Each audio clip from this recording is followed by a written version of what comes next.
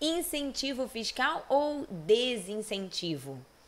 Eu sou Ana Luísa Carvalho, sou planejadora financeira, sou especialista em investimentos certificada pela Anbima e hoje eu vou falar para você por que você deve ficar bem atento quando o governo fala em incentivo fiscal.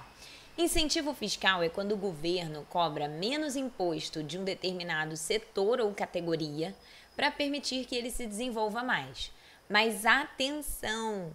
Como o governo não produz nada, sua receita vem principalmente dos tributos, os impostos. Se uma empresa ou pessoa está pagando menos imposto, isso significa que outras empresas e outras pessoas estão pagando a mais para compensar. O incentivo fiscal pode ser bem usado de forma muito específica, mas esse mecanismo é extremamente maléfico se for usado em excesso ou de forma errada.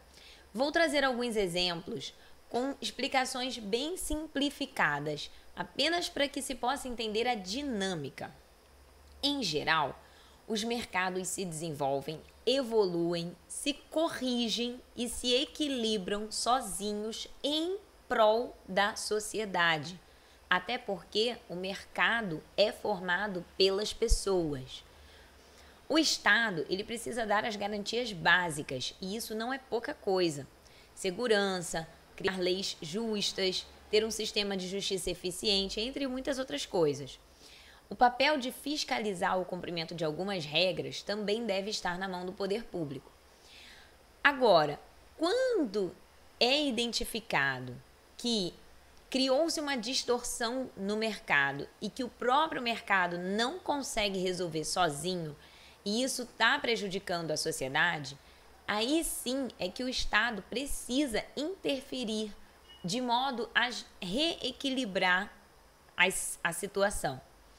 Então, um exemplo, um combustível fóssil custa metade do preço da energia renovável, mas polui muito mais. Se a sociedade não está, de forma voluntária, pagando mais caro pelo combustível limpo, o Estado pode sobretaxar o poluente. Dessa forma, isso vai torná-los um tão caro quanto o outro.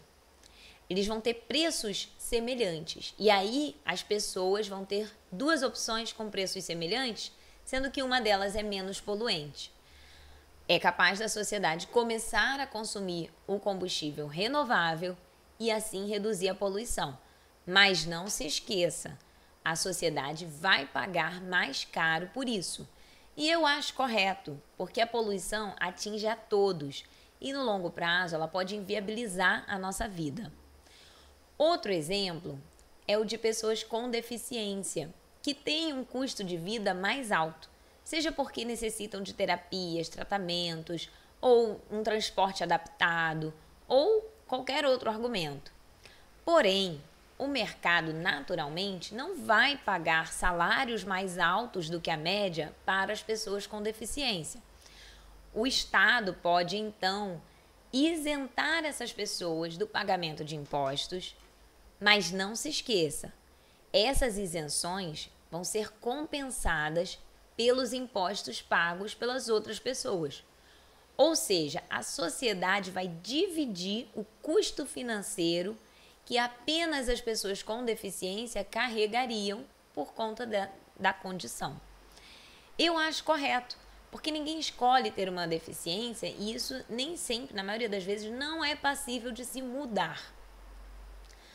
Agora vamos ver outro cenário, né? Quando a gente tem um excesso de incentivo fiscal ou um incentivo mal feito ou desnecessário. Nesse momento, o Estado está criando uma distorção dentro do mercado, que é maléfica para a sociedade. Então, um exemplo é o da indústria de automóveis no Brasil.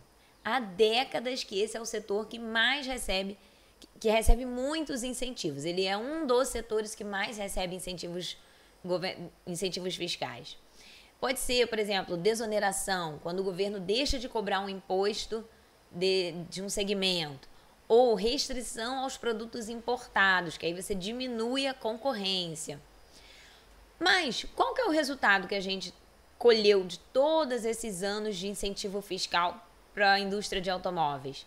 Os preços dos carros no Brasil são caríssimos, não somente em termos nominais, né, o preço em si, mas também em termos de paridade de compra, né? Ou seja, a renda média do brasileiro, quanto que essa renda consegue comprar, o carro é muito caro em relação a essa renda. E lá fora, a renda média das pessoas de outros países em relação ao preço do carro.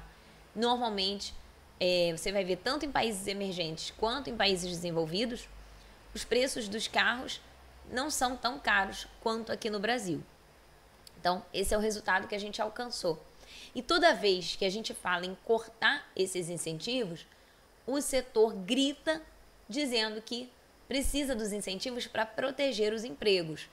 Mas a realidade é que a nossa indústria ela é tão pouco desenvolvida e tão ineficiente que gera muito menos empregos, diretos e indiretos, do que poderia gerar caso ela se tornasse madura o suficiente para crescer sem incentivos. E não esqueça, a sociedade está pagando mais impostos para compensar a desoneração do setor de automóveis. Você acha correto você pagar mais imposto para que o setor de automóveis pague menos? O custo mais caro que os outros setores da economia têm de arcar para manter os incentivos de algumas indústrias também afeta a geração de empregos nesses outros setores. Por que o emprego de um segmento é mais importante do que o emprego de outros segmentos? Se o país retirar os incentivos fiscais dos setores protegidos, isso vai tornar o mercado mais equânime, mais justo. E talvez seja até possível reduzir as alíquotas de imposto, já que vai estar todo mundo pagando e não somente alguns carregando todo o peso. A solução para a gente ter carros mais baratos no Brasil, por exemplo, é abrir o setor à concorrência internacional, pois é justamente a competição que faz os preços caírem. E os preços não vão cair porque vai reduzir o emprego ou o salário dessas pessoas, mas porque a nossa indústria vai ter um incentivo, aí sim um incentivo, para se tornar mais eficiente. Ou ela melhora e se torna mais eficiente e faz mais com os mesmos recursos, ou ela perde mercado para a concorrência, que está vindo mais barata. Então, isso sim é um incentivo para melhorar. Mas esse exemplo do setor de automóveis é apenas um de centenas, talvez até milhares, de incentivos fiscais que o Brasil tem hoje. E isso causa distorções imensas. No fim das contas, a realidade que a gente vê no Brasil hoje, é o que já acontece, é que as pessoas mais humildes, com menor escolaridade e menor renda, são as que pagam mais imposto proporcionalmente para sustentar todos esses incentivos. Você concorda com isso?